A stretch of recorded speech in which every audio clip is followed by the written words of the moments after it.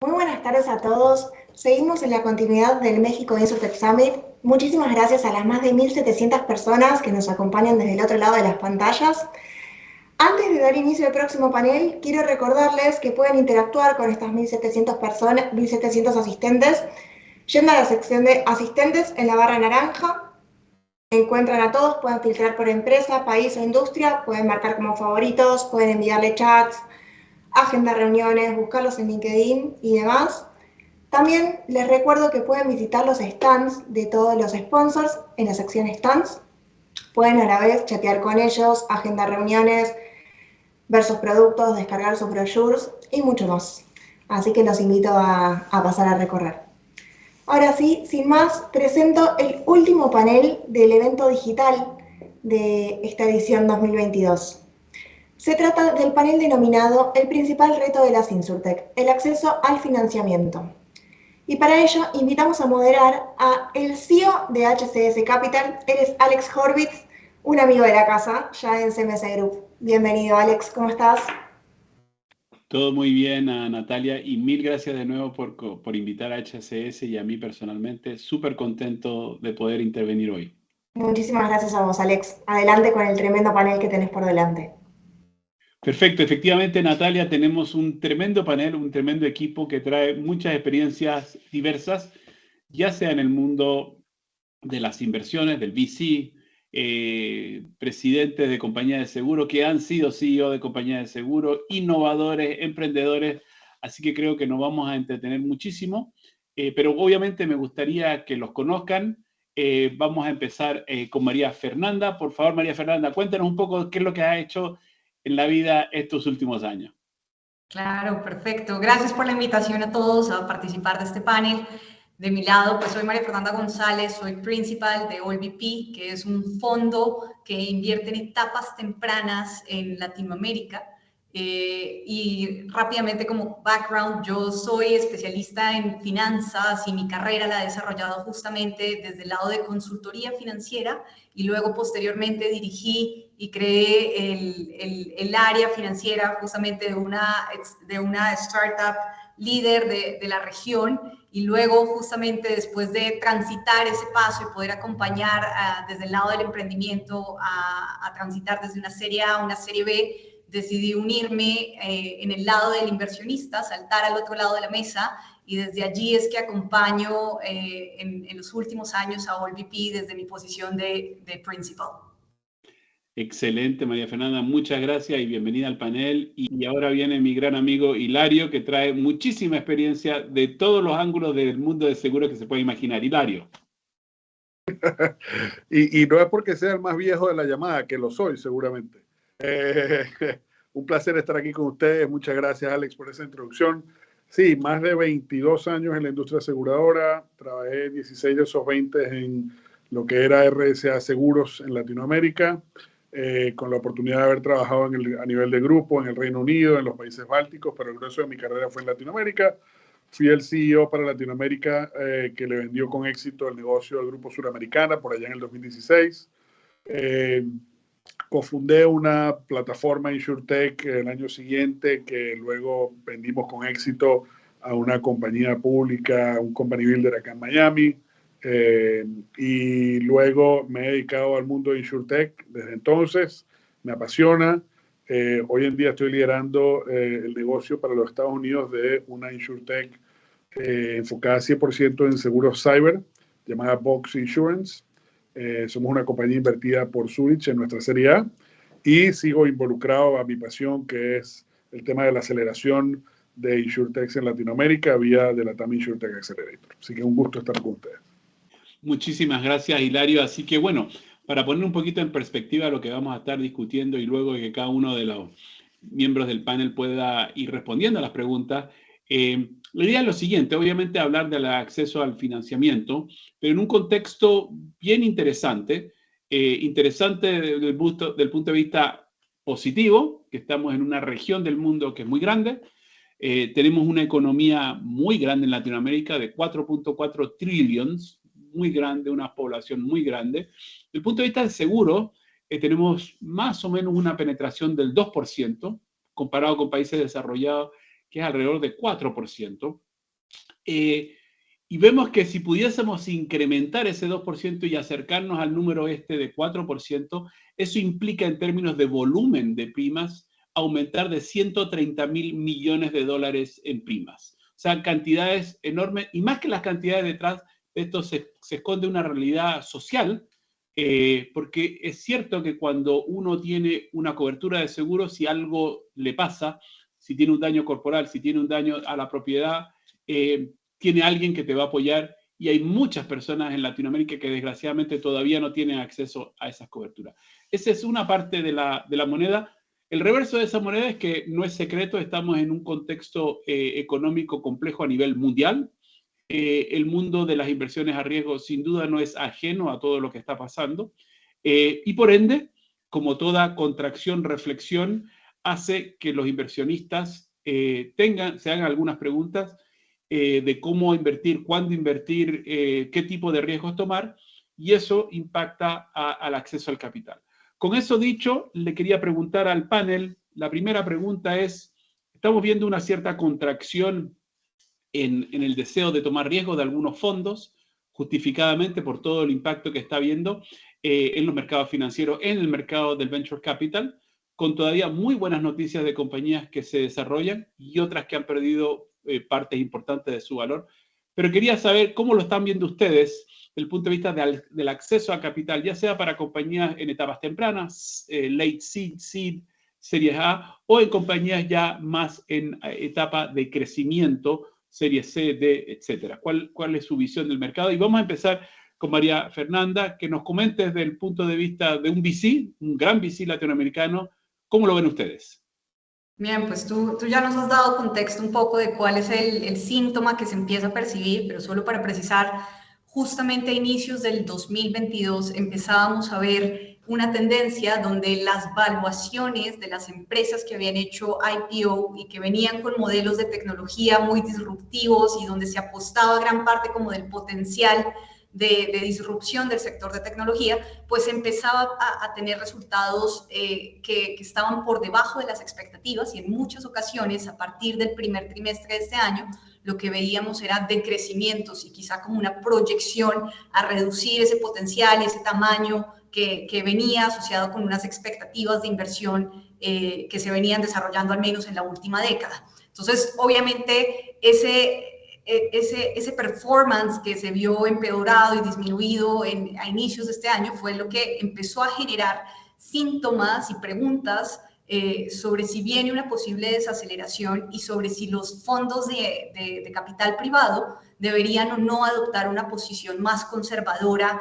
hacia las inversiones que estaban evaluando y hacia los planes potenciales de crecimiento de una compañía, porque un poco lo que se empezó a poner en duda es el tiempo natural de progreso y de evolución de una compañía en el mercado para poder dar los resultados que se espera a nivel de una salida pública o ante ya un compromiso en un IPO. Entonces, claro, venimos de un contexto donde nos está marcando mucha incertidumbre, preguntas que se están abriendo y nos permiten reevaluar también la industria, pero yo creo que vale la pena contrastar esas noticias quizá de performance con que veníamos de 2 años donde el ritmo de inversión se había acelerado, las expectativas un poco también se habían inflado de alguna manera, y entonces habíamos empezado a encontrar rondas de financiamiento que estaban un poco por fuera de los estándares naturales, digamos, de un ritmo de inversión normal de cualquier fondo. Entonces, si tuviéramos que llegar al presente y decir que si vemos con buenos o con malos ojos las correcciones, yo lo primero que diría es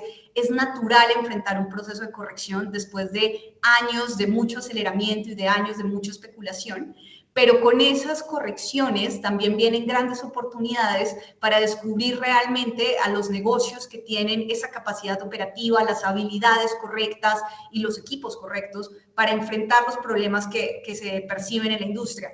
Nosotros siempre hemos percibido desde el fondo que en las crisis es donde surgen los mejores empresarios y no es en vano que gran parte de nuestras mejores inversiones, por ejemplo, vienen a raíz después de haber observado lo que sucedió en pleno proceso de pandemia y de COVID, cuando nadie sabía cómo actuar o cómo reaccionar frente a momentos de incertidumbre. Entonces, si yo tuviera que dar ya rápidamente 2 mensajes para concluir, lo primero sería estamos afrontando una corrección que es natural en el mercado de financiamiento de startups. Dos, obviamente también esta corrección viene asociada con factores macroeconómicos que hacen que el perfil del inversionista sea un poco más conservador, pero eso no implica que el apetito o el gusto por seguir descubriendo oportunidades en la región se haya perdido. Por el contrario, se harán evaluaciones un poco más rigurosas, pero con la expectativa de hacer una mejor alocación de capital. Esa sería como mi impresión y mi diagnóstico de lo que estamos viendo. Muchas gracias, María Fernanda. Súper interesante lo que nos comenta y me quedo con una frase simple y extremadamente potente. La corrección está en grandes oportunidades. Con eso dicho, Sebastián, tú estás como emprendedor, conoces muy bien ese mundo y como todo emprendedor, a un momento dado necesitas capital. ¿Cuáles han sido tus experiencias estos últimos meses o estos últimos 2 años? Venimos quizás, como decía María Fernanda, de un mundo donde podemos decir que las expectativas estaban sobrevaluadas y una cierta corrección. ¿Cuál es tu impresión estando en el mercado? Sí, bien, como les dije, yo la primera vez que levanté capital para un startup fue en el 2011, 2010, hace mucho tiempo. Para mí, lo abnormal ha sido el mercado de los 2 años para atrás o el año y medio para atrás, excluyendo los últimos 6 meses. O sea, yo aquí lo que veo es realmente un regreso a la normalidad de lo que buscan los inversionistas, que es dónde puedo invertir dinero con una probabilidad interesante de regresar un múltiplo grande del dinero que estoy metiendo, ¿no? Entonces, para mí yo estoy de acuerdo totalmente con María, que se siente más como un regreso a la normalidad que como una crisis o que como una contracción. Yo, la verdad, yo no creo que sea digo, obviamente el ambiente pasado era, entre comillas, más favorable, pero realmente las empresas que en más apuros están son aquellas empresas que levantaron mucho dinero a las valuaciones infladas del año pasado y que hoy se están presentando con nóminas gigantes y muchísimos empleados y valuaciones infladas y tienen que salir a levantar capital al mercado actual.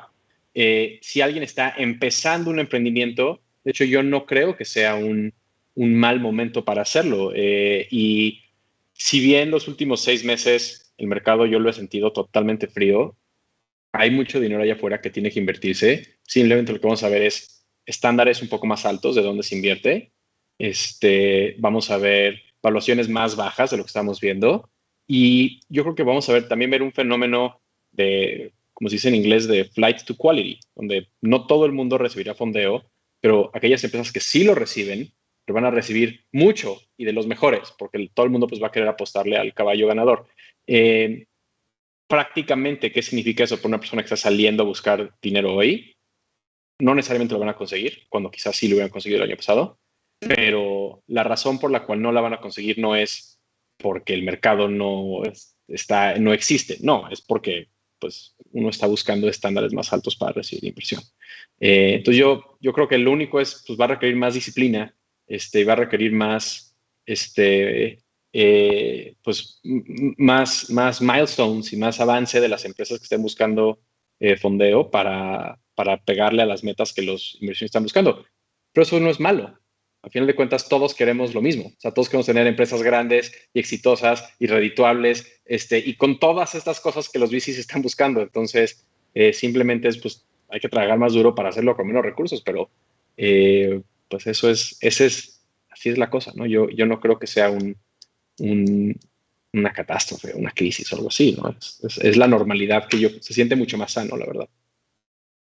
Excelente, muchas gracias, Sebastián. Claramente yo creo que tu frase de que esto se siente más sano y el flight to quality me parecen características muy interesantes y nos tenemos que acordar que este tipo de correcciones no es que es la primera vez en la historia reciente que las vemos. Yo viví la corrección del 2000, del bubble, de Internet Bubble. Me acuerdo había una compañía que seguía yo muy apasionadamente porque estaba creando un modelo muy diferente.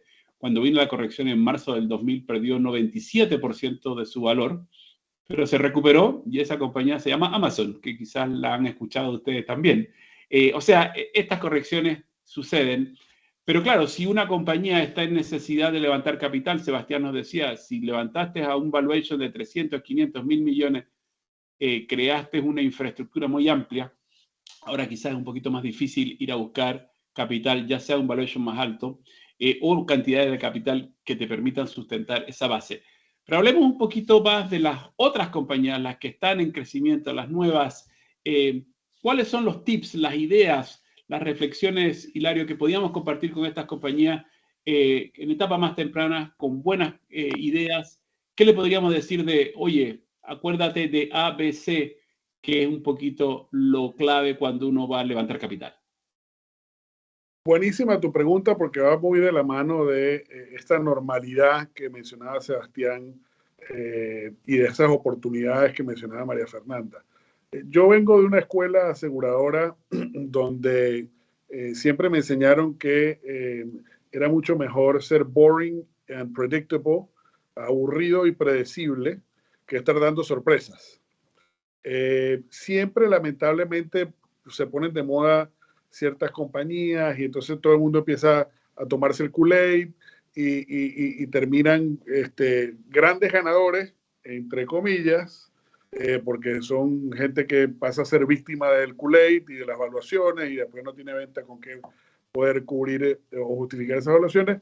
Pero también existe un segmento de compañías más aburridas y predecibles que indistintamente del estadio en el que estén de su levantamiento de capital, son compañías que muestran que son capaces realmente de entregar el performance o poder ser capaces de dar los resultados que aunque no sean tan sexys, que aunque no sean tan abrumadores como los de otros, en el largo plazo son los grandes ganadores.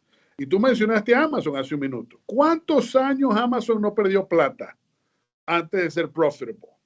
¿Y cuánta gente no dijo que Amazon era un fracaso rotundo que nunca iba a ganar dinero? ¿Ah? Pero era un tema de consistencia y de sustentabilidad. Y ese es el mensaje que yo creo que hay que darle a las generaciones de emprendedores. Y es, si tienen un buen producto, si tienen un buen equipo y si tienen un buen modelo de negocio, no se desesperen por querer levantar el máximo capital posible, ni se desesperen por querer tener la mayor valuación posible, porque la realidad es que es mucho mejor tener un negocio que consistentemente entrega resultados y que crece y que es capaz de verdad de cumplir con sus promesas, a tratar de ser el negocio sexy que se infla y que luego al final del día todos terminan perdiendo, porque esa es la realidad. Las apuestas a un caballo ganador inflado terminan haciéndole perder plata a mucha gente cuando está mal evaluado. Pero la apuesta a un portafolio de varias empresas que, aunque parezcan aburridas, son capaces de entregar resultados, esa es la que realmente crea mercado, esa es la que realmente amplía la base y esa es la que va a hacer que nosotros penetremos mucho más del 2% de esa gente que necesita seguros, porque vamos a tener más empresas que llegan a más personas con productos de seguros. Muchas gracias, Hilario. Realmente me parece que le estamos compartiendo ideas muy valiosas a todo el público. Hablemos de las oportunidades. Lo dijimos al principio, Latinoamérica es un mercado muy grande, penetración desde el punto de vista de seguros relativamente baja, 2%, podríamos multiplicar por 2 esa penetración para llegar a niveles internacionales, cantidades monstruosas de prima, 130.000 millones, querría decir ese crecimiento. Y obviamente con una responsabilidad social de que los productos de cobertura de riesgo lleguen a todos los mercados posibles, porque obviamente eso genera una cierta tranquilidad. Si algo me pasa, tengo a alguien que me está cuidando, que se llama compañía de seguros, InsurTech establecido, lo que sea. Estas oportunidades se pueden dar en muchos digamos, contextos. Puede ser a través de la distribución, puede ser a través de nuevos productos con mejores capacidades de estimar riesgo, pueden ser alrededor de ser mucho más eficientes y eficaces como compañía de seguro, y eso obviamente puede ser en muchas áreas diferentes de productos, ya sea productos de salud. Sabemos que en nuestra región del mundo el acceso a cobertura de salud de riesgo es difícil. productos de vida, productos hipotecarios, quiere decir proteger ya sea un bien mobiliario. Entonces, hay muchas oportunidades, pero me gustaría escucharlos a ustedes, empezando por María Fernanda como inversionista, OLVP, muy presente en este mundo. ¿Dónde ven las grandes oportunidades donde dicen, si hubiese algo acá, realmente sería un moonshot? ¿Dónde ven las oportunidades ustedes en OLVP?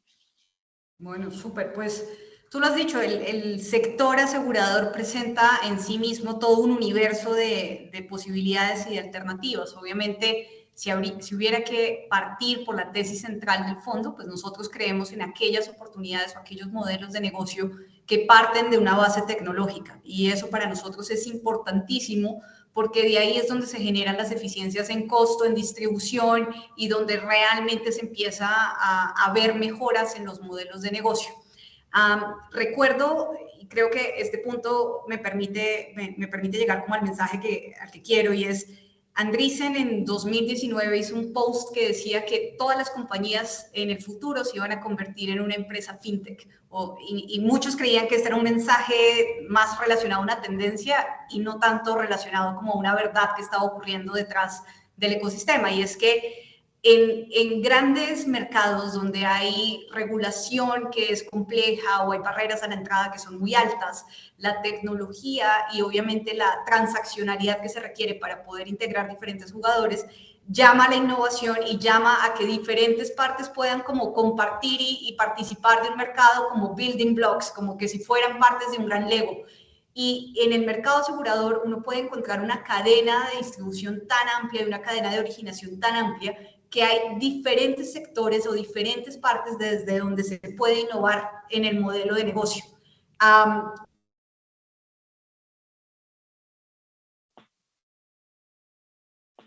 María Fernanda, creo que tenemos un tema de conexión.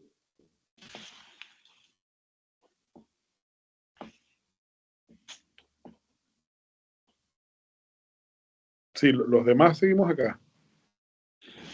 Bueno, vamos a esperar 2 segundos que María Fernanda se pueda conectar nuevamente.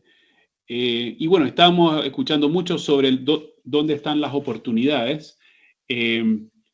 Y Sebastián, tú has hablado muchas veces de que las oportunidades también hay que verlas desde el lente del impacto social, de la cobertura, de ayudar a diferentes segmentos socioeconómicos.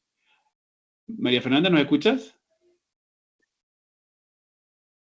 Perfectamente, te perdimos unos segundos, pero estábamos muy interesados en tu visión de dónde vienen estas oportunidades y nos estabas hablando un poquito sobre el hecho de que muchas compañías se están orientando, tienen la capacidad de orientarse hacia el mundo fintech, todos los desafíos y oportunidades de distribución, pero te seguimos escuchando.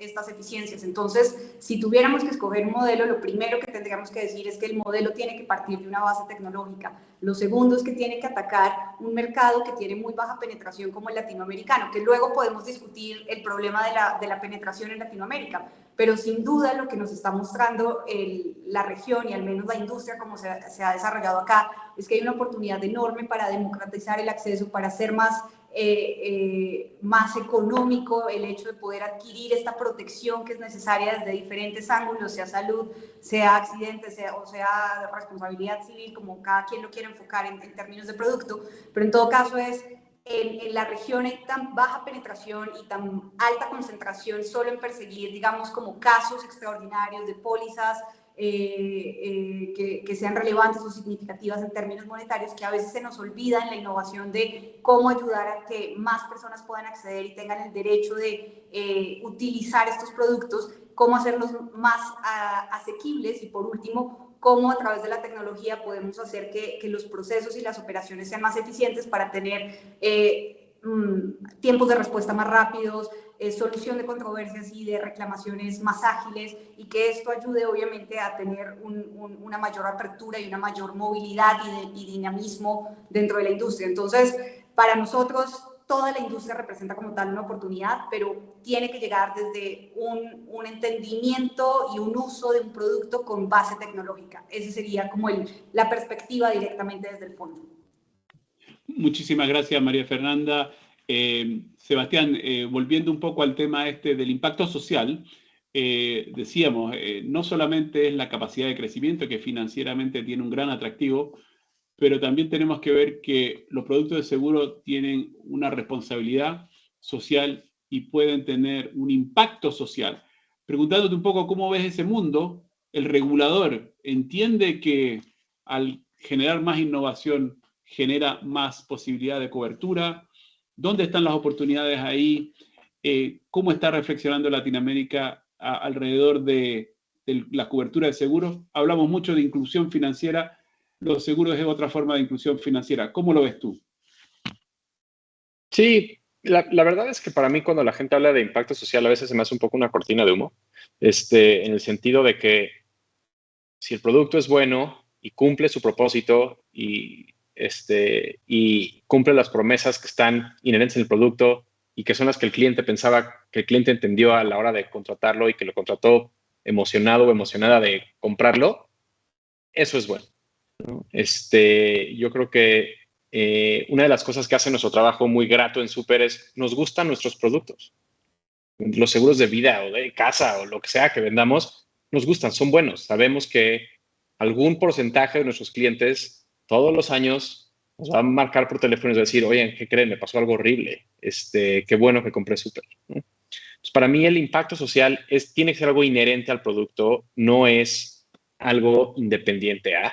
Y entonces eso lo que hace es, pues, alinea los incentivos de la empresa muy bien, ¿no? Porque es ok, pues, si crees que tu producto es bueno, pues, ¿cuál es la meta? Pues, que la mayor gente posible lo consiga, que la mayor gente posible lo compre. Y entre más rápido, mejor. Yo creo que para mí así es como nosotros pensamos el tema de impacto social. Nos gustan los productos, son buenos, hay que venderlos más posibles. ¿Dónde es donde eso ya no funciona? Bueno, cuando la gente, nosotros, por ejemplo, hay mucha gente que quiere distribuir seguros traspapelados en un contrato. Oye, yo compré una cosa y incluye un seguro y me cobran 100 pesos al mes y yo no sé realmente qué es ni cuándo lo voy a usar. Eso no es impacto social, eso es inflar el precio de algo, ¿no? Y el regulador, cuando nosotros hemos hablado con el regulador el regulador lo ve hecho de una manera bastante similar a esta. Ellos lo que creen es, oye, queremos incrementar la penetración de los seguros. ¿Cómo le hacemos? Ese es el lente con el cual ellos miran. De hecho, una parte importante de su labor es incrementar o disminuir la brecha de protección de los seguros.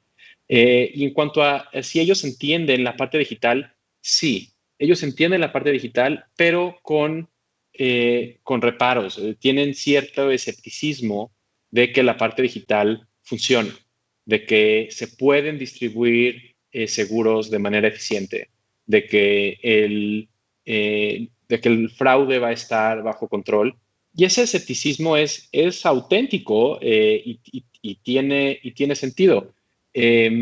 Pero hasta ahora nosotros hemos visto, por lo menos del lado de seguros, al regulador muy abierto a innovación de distribución, innovación de todo ese estilo, siempre y cuando esa innovación se traduzca a una mejor experiencia para el usuario, un proceso de reclamación más rápido, una manera más fácil de comprarlo, una manera más fácil de entenderlo, un producto que te paga más rápido. Todo eso nosotros hemos visto. De hecho, nosotros tenemos un producto ultra innovador, que es nuestro seguro de temblor.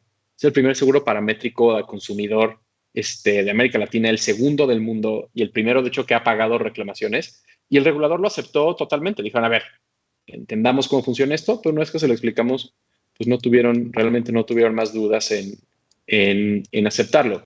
Es un regulador bastante benigno en ese sentido, donde lo que el regulador busca pues es más o menos lo mismo que buscamos nosotros, vender más seguros que paguen más. No vender más seguros que paguen menos, no vender más seguros que nunca paguen, pero eso es un poco lo que como innovadores en el sector estamos buscando también. Excelente, Sebastián. Y efectivamente, yo creo que, no sé si están presentes los reguladores mexicanos, pero de mi punto de vista, son uno de los más visionarios en Latinoamérica. Han creado todo este concepto de sandbox que permite, ¿no?, ir aprendiendo de cuál debería ser la regulación óptima para, como tú bien lo dices, Sebastián, dar acceso a un buen producto que cubra correctamente y que sea a un precio que efectivamente sea transparente y lo más adecuado al riesgo. Ahora, hablando de innovación, uno podría decir, bueno, estamos en una industria que casi que no puede ser más vieja, ¿no? Acordémonos de que el término underwriting viene de la época de los cafés de Londres, donde uno ponía su nombre debajo de un barco que iba a cruzar el océano y por eso era underwriting, escribes tu nombre debajo del nombre del barco. O sea, una industria de 300 años de antigüedad. ¿Cuánto se puede innovar? Y ahí, Hilario, obviamente tú has sido muy visionario en decir, siempre se puede innovar, hay nuevos productos, hay nuevos riesgos. Tú obviamente con Vox han identificado los riesgos cibernéticos. Háblanos un poquito de esta innovación que viene de cubrir, ya sea nuevos riesgos o riesgos existentes de forma diferente. ¿Cuál es tu experiencia en esta área? Mira, yo creo que un tema que siempre somos un poco duros con nosotros mismos en la industria aseguradora es quejarnos de que es una industria muy vieja, pero no reconocer que para que esta industria todavía exista, tiene que haber sido innovadora a lo largo del tiempo. Nadie sustenta una industria, y mucho menos empresas, que tengan 100, 200, 300 años de vida, si no han sido capaces de reinventarse a lo largo del tiempo. Probablemente no con el nivel de innovación que a muchos nos gustaría, pero no hay que dejar de reconocer que la industria se ha reinventado y que sí han habido empresas innovadoras a lo largo del tiempo y que todas esas son las que nos dejan hoy en día una industria que todavía existe para poder innovar. Y yo creo que buena parte de la razón por la que es una industria que se mantiene y que continúa innovando y que debe seguir innovando es porque precisamente los riesgos son dinámicos. El mundo ha cambiado y nuevos riesgos han surgido. El mundo ha cambiado y algunos riesgos continúan siendo válidos a lo largo de estos siglos. Entonces, yo creo que lo importante dentro de ese proceso de innovación y de reinvención de la industria está en no perder el foco de lo que ustedes estaban hablando anteriormente. Y es crear productos que realmente sirvan las necesidades del mercado y de las personas que están en ese mercado. Yo tengo una frase que repito mucho, que es, mientras más personas tengan un seguro, más seguro será su futuro. Eso es una realidad que nos ha demostrado las economías avanzadas, donde mientras más penetración de seguros hay, mejor están esas economías desde el punto de vista macro. Y eso es una oportunidad que tenemos todos. Cuando Sebastián habla de que tiene un producto que es el primero en Latinoamérica, el segundo del mundo y el primero en pagar de algo que afecta a todo el mundo por igual, como es un seguro de temblor, al más pobre de los pobres, al más rico de los ricos, la empresa más chica de las todas y a la corporación más amplia, eso realmente está generando impacto. Entonces yo creo que la innovación pasa porque todas las insurtechs que estén allá afuera realmente se hagan la pregunta de fondo y es, ¿cómo estoy innovando en la industria? De manera de poder tener un mayor alcance a quienes más lo necesitan y a quienes puedan ya ser clientes de la industria aseguradora. Pero la base tiene que ser ampliar la torta con tecnología, con cualquiera que sean las bases de las tesis de inversión de los inversionistas o lo que sea la convicción de los emprendedores. Y eso es lo que nosotros hacemos en Vox, Alex. En Vox nos dimos cuenta que cyber era un negocio súper dinámico, era un riesgo súper dinámico y en consecuencia, al ser ambas cosas, era un riesgo que le afectaba a todo el mundo por igual. Entonces decidimos pensar cuál era la mejor manera de proteger a las personas de esos riesgos de cyber en el contexto de no solamente tener una póliza, sino tener servicios de manera proactiva que te permitan a ti saber desde el momento que contrataste la póliza y sin ni siquiera pensar, ni Dios lo quieran, tener un siniestro, cuál es tu nivel de exposición a riesgo teniendo un cyber score, bien sea a nivel individual o bien sea a nivel de tu empresa.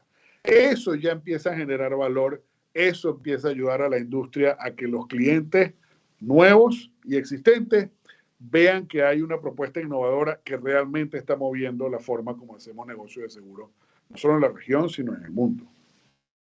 Excelente, Hilario, muy interesante.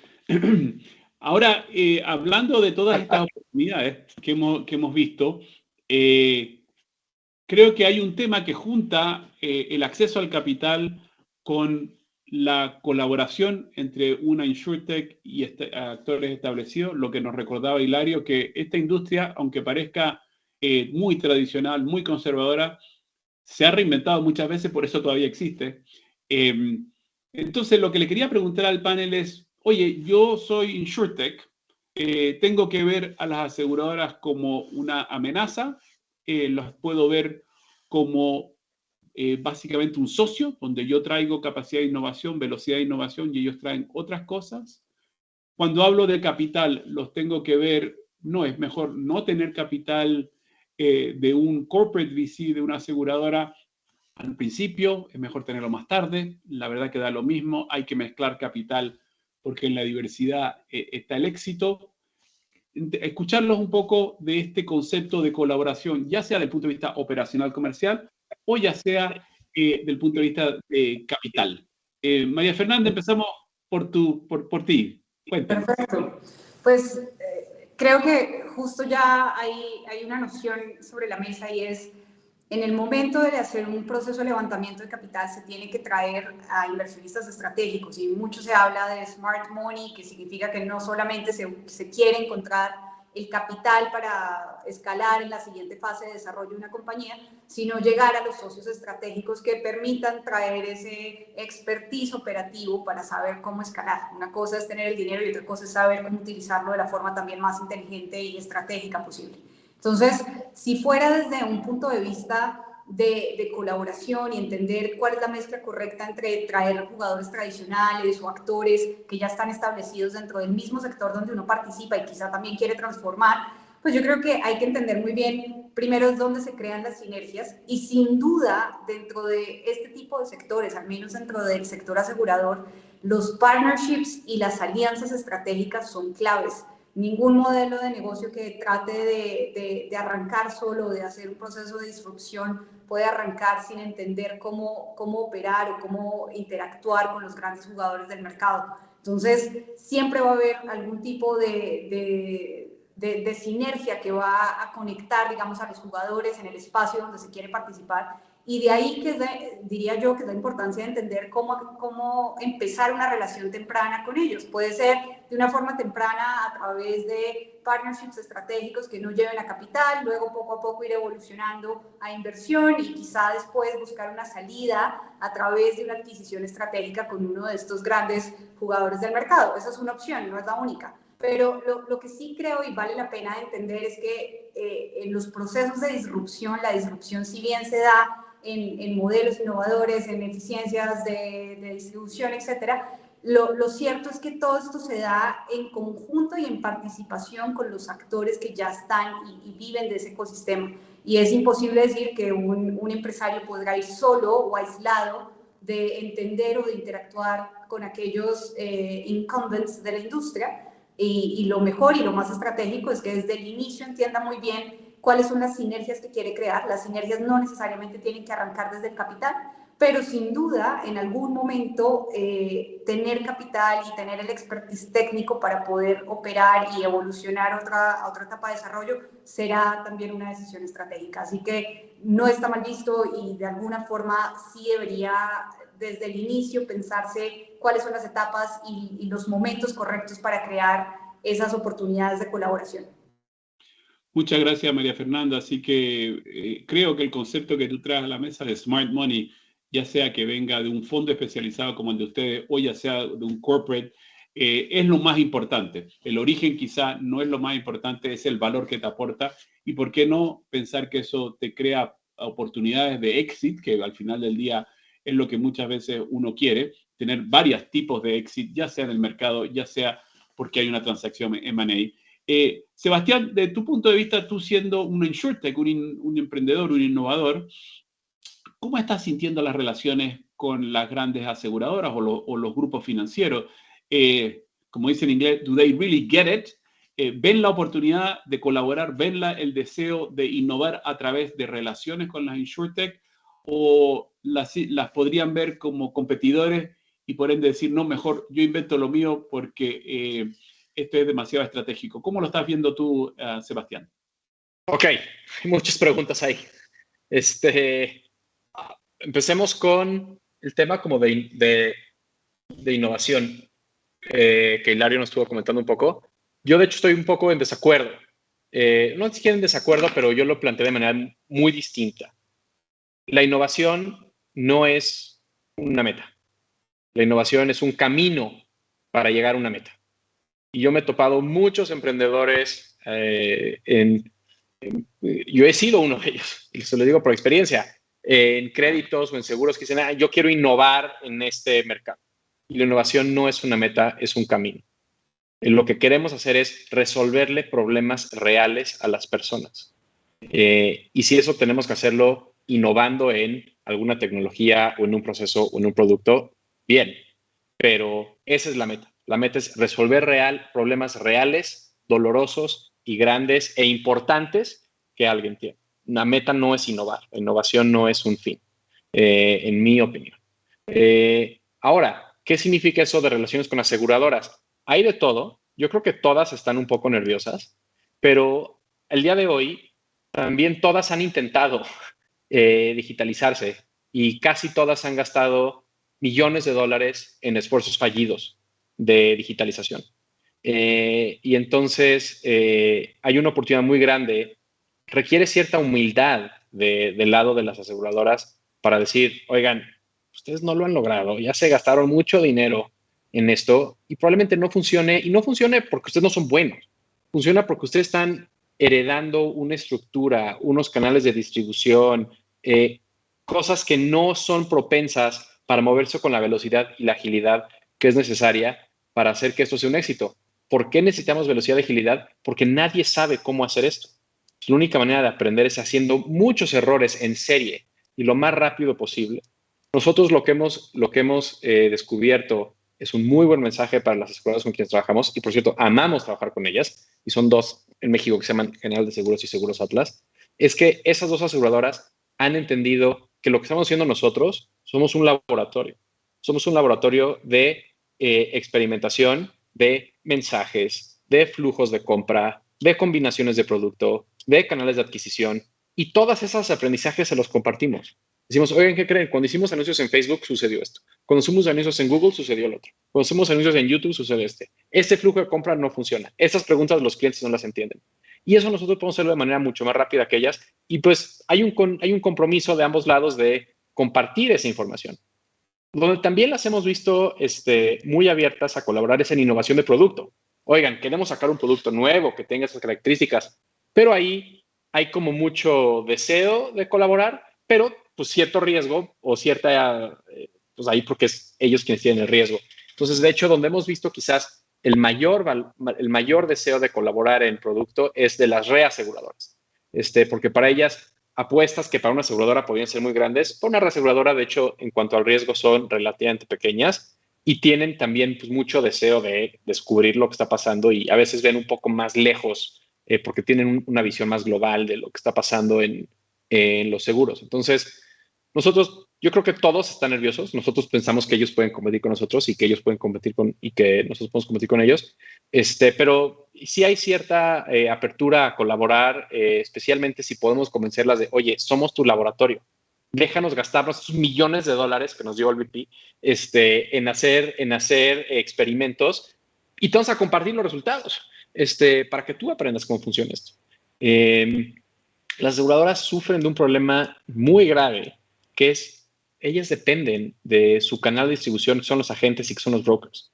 Y si los agentes y los brokers se enojan o se sienten, que la aseguradora les está compitiendo, tienen un poder muy grande de cabildeo dentro de las aseguradoras mismas. Entonces, poder decir a la aseguradora, oye, vamos a aprender cómo hacer esto, pero de una manera donde realmente no afecta tu operación con tus agentes, es muy atractivo para ellos, y creo que les gusta mucho. Ahora, ahí, al tema de tenerlas como inversionistas es otro boleto. Y si eso se les interesa, también podríamos hablar de tener strategics como inversionistas, porque es otra cosa totalmente distinta. Pero en cuanto a así alianzas comerciales y de producto y de colaboración, pues digo, yo creo que hemos visto mucha apertura de hacerlo. Excelente, Sebastián. Me gusta mucho tener un poquito de controversia acá y extrapolo quizás tus palabras. No, muy bien. Extrapolo quizás tus palabras y suena como que los grandes actores de seguros sí tienen la capacidad intelectual para ver el desafío e imaginar la innovación y la innovación más como un camino que un fin, pero tienen ciertas limitaciones más o menos importantes a hacerlo, ¿ya? Entonces es como que es más fácil que lo haga un tercero y yo aprenda que tratar realmente de hacerlo yo y gastarme todos estos millones de millones y llegar a la conclusión de que realmente no fue tan posible. Bueno, tenemos aquí a alguien muy bien posicionado para hablar de esto porque Hilario ha sido gran ejecutivo de compañías de seguro muy establecidas, como lo dijo en la introducción, y ha pasado una buena parte de su carrera también innovando, ya sea modelos de negocio, ya sea dirigiendo compañías como Vox. ¿Cómo lo ves tú, Hilario? ¿Te parece que estamos condenados cuando somos aseguradores a ver el partido de afuera y que nos expliquen después cómo es que se juega? ¿O la verdad que sí podemos jugarlo y siendo capaz de crear cosas nuevas, nuevos productos, mejorar nuestra rentabilidad? ¿Cómo lo ves tú? Mira, yo creo que no hay que perder de vista, y espero que el comentario que hizo Sebastián de la innovación siendo un camino y no un destino fuera en apoyo a mi propio comentario, que por eso tenemos 300 años. Yo estoy completamente de acuerdo con él. Y no podemos perder de vista que la industria aseguradora es una industria ampliamente colaborativa en su definición. La aseguradora no puede vivir sin el reasegurador, no pueden vivir sin los brokers, no pueden vivir sin la TPA, no pueden vivir sin el autor de siniestros, no pueden vivir sin los abogados, etcétera, etcétera, etcétera. Y ese esquema colaborativo de la cadena de valor ahora crece más, porque en el mundo InsurTech vienen los inversionistas que tradicionalmente no estaban en esa cadena de valor, al menos no en el business as usual hace 10 años, con lo cual yo creo que hay que tener la mente muy abierta a que en ese esquema colaborativo cada vez haya más colaboración, porque no puede sino ayudar y mejorar la industria. Yo también estoy absolutamente convencido de que el síndrome de lo no inventado acá se le cierra la puerta, hay que tratar de eliminarlo, porque precisamente eso es lo que no permite que haya cada vez más colaboración. Yo me voy a jactar de decir algo que nunca se lo he comentado a Alex, primicia para este panel y todos los que nos oyen, pero yo era CEO para Latinoamérica de RCA cuando una persona de RCA Chile me dijo, el mundo del seguro automóvil viene y es el tema de la telemática. Y hay una compañía chilena por aquí que se llama Joycar que nos está planteando trabajar con nosotros. Y yo dije, denle, porque así no sea el futuro, claramente está en el futuro. Y hay que apostarle a eso. Y eso lo hicimos antes de venderle a Sura. Al menos la prueba piloto. Y yo creo que ese es un muy buen ejemplo que además hoy en día en el mundo moderno se refleja en lo que acaba de decir Sebastián, y es las aseguradoras tienen que ver cómo obtienen su mejor retorno de inversión respecto de cómo innovar y cómo probar nuevas opciones y nuevos productos, etcétera. Y yo le daría inclusive un mensaje obviamente tenemos dos de ellos en esta llamada, a los fondos de inversión, y es inclusive ustedes tienen un rol de estar cada vez más cerca de esa capacidad de desarrollo comercial en las empresas en las que invierten, y cuidado si en las que inclusive no invierten.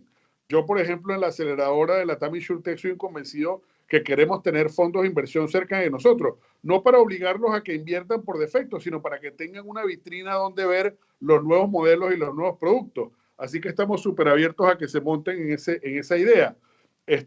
Y yo creo que eso es lo que va a acelerar que muchas compañías dejen de ver el tema como un riesgo, como una amenaza, como una preocupación, y más lo vean como una oportunidad donde con toda la cadena de valor ayuden a entender cuánto más valor se le puede crear a la industria.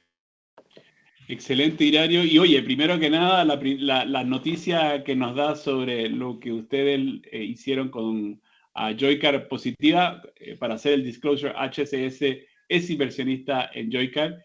Y la verdad que es muy interesante porque mira que Joycar hoy creo que está donde está gracias a que una aseguradora, primero ustedes y después Sura, le abrieron la puerta, porque si no, no hubiera nacido.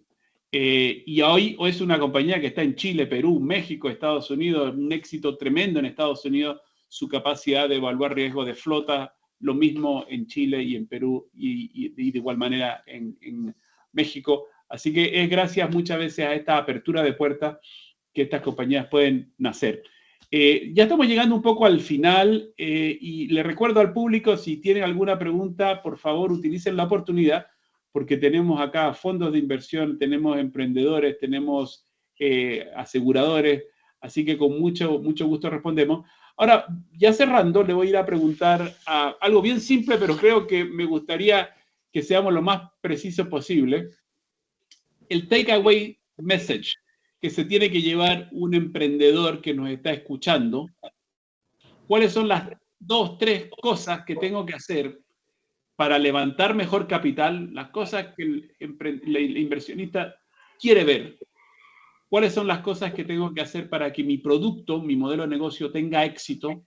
¿Y cuáles son las cosas que tengo que hacer para que mi equipo crezca y sea un equipo robusto y sólido que me permita crecer y tener éxito? 3 cosas: inversión, alrededor de mi modelo y alrededor de mi organización. María Fernanda, ¿cómo lo ves tú?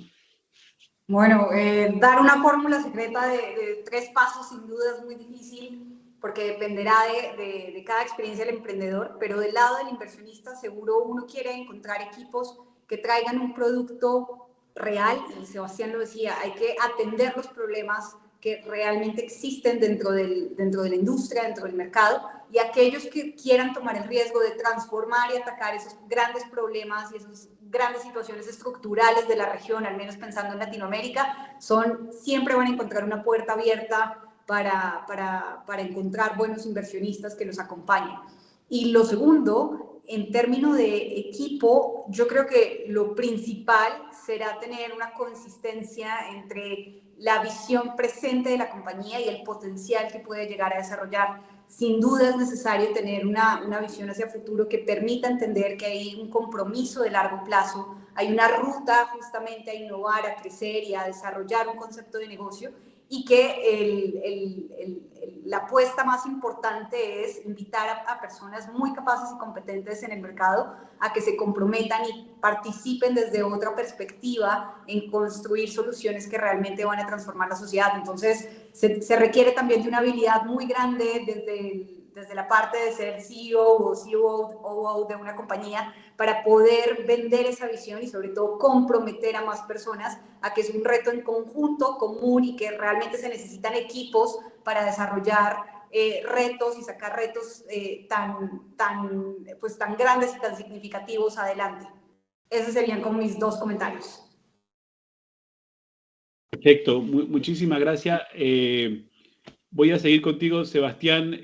La misma pregunta, las 3 áreas donde le podemos dejar un mensaje a nuestros auditores, a nuestros participantes en la conferencia. Mensaje para levantar capital, mensaje para estar seguro que tengo un value proposition atractivo, y cómo me aseguro de tener un equipo robusto que me ayude en este crecimiento. Muy ambiciosa la pregunta, Alex.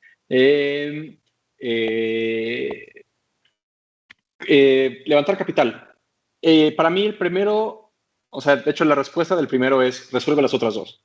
Es asegúrate que estás creando una propuesta de valor correcta y consíguete un gran equipo. Entonces podríamos enfocarnos en esas, porque si cumples esas, creo que ya llegaste al 80% del camino para levantar capital. La segunda es la propuesta de valor. Va a sonar un poco a refrito de mi comentario pasado, pero es construye algo que la gente quiere. Resuélveles un problema real, un problema puntual, un problema doloroso. Hay muchas empresas que construyen cosas interesantes, o padres, o innovadoras, o más rápidas, o más veloces. Pero si a nadie está buscando algo más rápido, o más veloz, o más innovador, no sirve de nada. Entonces yo creo que el primer paso es ¿cuál problema real, doloroso puedo resolver? Disculpen que está entrando ahorita la luz del lado que no estoy entrando a cerrar la cortina. Yo creo que el primero es eso, es pasar mucho tiempo buscando un problema real que resolver. Y la segunda pregunta es ¿cómo construir un gran equipo? Yo creo que para construir un gran equipo se requiere poder articular una visión interesante y que esté justo de este lado de la ciencia ficción. Una visión donde se pueda contar una historia coherente de corto, mediano y largo plazo. Mira, estamos haciendo esto, estamos muy cerquita, ayúdanos. Y si logramos esto, tenemos esto. Y si logramos lo siguiente, está lo siguiente. Y mira qué interesante está, mira qué padre está.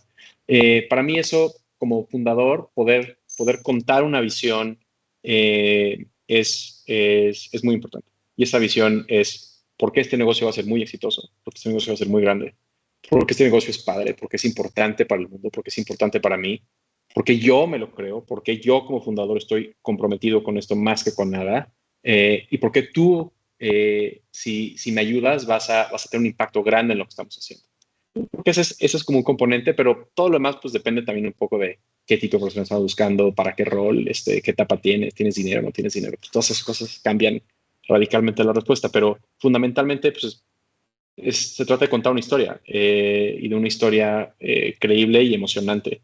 ¿Por qué? Pues porque como fundador, el rol del fundador es ventas y es ventas de acciones de mi empresa. Estoy buscando capital, estoy vendiéndote acciones de mi empresa. Es ventas cuando estoy contratando gente, estoy vendiéndote mi visión para que trabajes para mí. Es ventas cuando estoy buscando clientes. Como fundador, estás vendiendo todo el tiempo. Entonces tienes que poder vender la oportunidad. Ven a trabajar conmigo, vamos a hacer esto ahorita, porque vamos a hacer algo muy importante. Yo creo que eso para mí es bien importante y lo mejor de todo esto es que las historias más fáciles de contar son las historias verídicas. Entonces, una historia que no sea bullshit, que no sea un invento, que no sea una fantasía, sino mira, está el crecimiento. Fui a hablar con los clientes, hablé con 200 personas y todos ya me pidieron que me dieran su dinero, por favor. Contar una historia verídica interesante creo que es la segunda respuesta a la segunda pregunta. Sin más detalles, porque obviamente hay como mucha más información dependiendo de todo eso, etapa, dinero, tipo de rol, etcétera, pero así, a muy grandes rasgos, yo creo que empezamos por ahí. Excelente, Sebastián. Muchas gracias. En los últimos, literalmente 2 minutos que nos queda, Hilario, tu visión. Me gustó mucho la frase de Sebastián, que esté muy cerca de la ciencia ficción, pero que no sea bullshit. Capital, value proposition y equipo. ¿Qué es lo que ves tú como son los puntos clave en estas 3 áreas? Yo no le daría plata a alguien que no esté resolviendo un verdadero problema que amplíe el mercado. Si está haciendo un Me Too, eso es para otro inversionista. Creo que si alguien ha decidido ser emprendedor, tiene que creerse el cuento. Tiene que contar las cosas con pasión y con razón. Tiene que tener argumentos válidos desde el punto de vista cualitativo, no solo cuantitativo. Porque si bien la inversión tiene que ver con números, la pasión de hacer esos números realidad es tan importante como el dinero que se deposita en el banco. Y lo tercero es, la vida es muy corta para trabajar con gente que no comparte lo que uno mira y la visión que uno tiene. Entonces, rodéense de equipo y de talento que esté dispuesto a jugársela tanto o más que ustedes como cofundadores que están buscando capital para su empresa, porque eso es lo que va a permitir que ustedes el día de mañana compartan riqueza y le den opciones de acciones de su compañía, de sus empleados y al talento que apuesta por ustedes como visionarios y como fundadores. Excelente, Hilario. Me gustan mucho esos mensajes. Rodéate de gente que cree igual o más que tú. Y con eso les agradezco al panel y le paso la palabra a Natalia para que nos cuente what is next. Bueno, muchísimas gracias a todos por los mensajes finales y por todo el panel. La verdad es que muy buenas reflexiones y muy buen panel, muy buen conversatorio. Muchísimas gracias a Hilario, Alex, Sebastián y María Fernanda. Estuvo muy lindo. Y ahora sí, volviendo a hablarles a ustedes, los más de 1.700 asistentes que nos acompañan del otro lado de la pantalla, muchísimas gracias por habernos acompañado estos 2 días de evento digital. Muchísimas gracias a los sponsors que habilitan estos espacios. Les recuerdo que pueden revivir este y todos los paneles en caso que no lo hayan visto, que lo quieran ver de nuevo, que se quieran anotar algo. Los pueden volver a ver cuantas veces quieran por 30 días más. También pueden visitar los stands de los sponsors por 30 días más y conectar con los asistentes. Aquí se termina, hasta aquí hemos llegado con el evento digital, pero mañana nos encontramos en persona en el evento presencial en Ciudad de México. Quedan los últimos lugares disponibles. Si todavía no tienen sus tickets, me pueden escribir por mail. Mi mail es natalia.sinay@cmspeople.com. Mañana los esperamos a las 2:30 de la tarde. Es la acreditación en el WeWork Arts de Pedregal. Tendremos una conferencia de apertura del ecosistema InsurTech en México, abordada por Marisol Sánchez, presidente de la Asociación InsurTech de México. Luego tendremos el panel de casos de éxito InsurTech en México. Seguiremos con una conferencia de Libélula Soft y un panel espectacular denominado La contribución de los actores en la digitalización del seguro. Y finalizaremos con un hermoso cóctel de cierre. Así que los espero a todos mañana y muchísimas gracias, speakers, sponsors y asistentes por habernos acompañado.